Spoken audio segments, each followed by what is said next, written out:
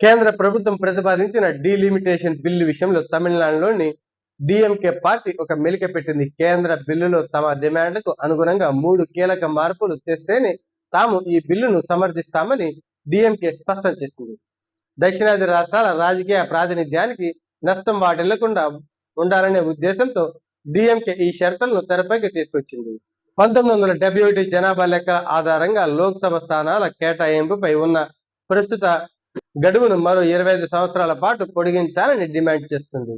జనాభా నియంత్రణ పాటించిన దక్షిణాది రాష్ట్రాలకు పార్లమెంటులో ప్రాతినిధ్యం తగ్గిపోకుండా ఇది రక్షణ కల్పిస్తుందని డిఎంకే పార్టీ భావిస్తుంది. కేవలం కొన్ని రాష్ట్రాలకే పరిమితం కాకుండా దేశంలోని అన్ని రాష్ట్రాల లోక్సభ స్థానాలను సమానంగా దాదాపు 50% మేరకు పెంచాలని ప్రతిపాదించింది. దీనివల్ల జనాభా ఎక్కువగా ఉన్న ఉత్తరాది రాష్ట్రాలతో పాటు జనాభా నియంత్రణ విజయవంతంగా అమలు చేసిన దక్షిణాది రాష్ట్రాలకు కూడా సమ ప్రాధాన్యత ఉంటుందని డిఎంకే పార్టీ చెప్పుకొచ్చింది.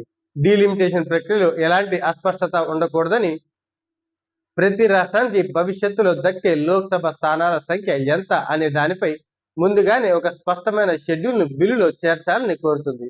పార్లమెంటు రాజ్యాంగ సవరణ బిల్లు ఆమోదం పొందాలనే 3/2 మెజారిటీ తప్పనిసరి. కేంద్ర ప్రభుత్వం వద్ద తగినంత సంఖ్యాబలం లేకపోవడం మరియు దక్షిణాది నుంచి తీవ్ర వ్యతిరేకత వస్తుండటంతో డిఎంకే పెట్టిన ఈ షరతులు ప్రస్తుత రాజకీయాల్లో చర్చనీయాంశంగా మారాయి.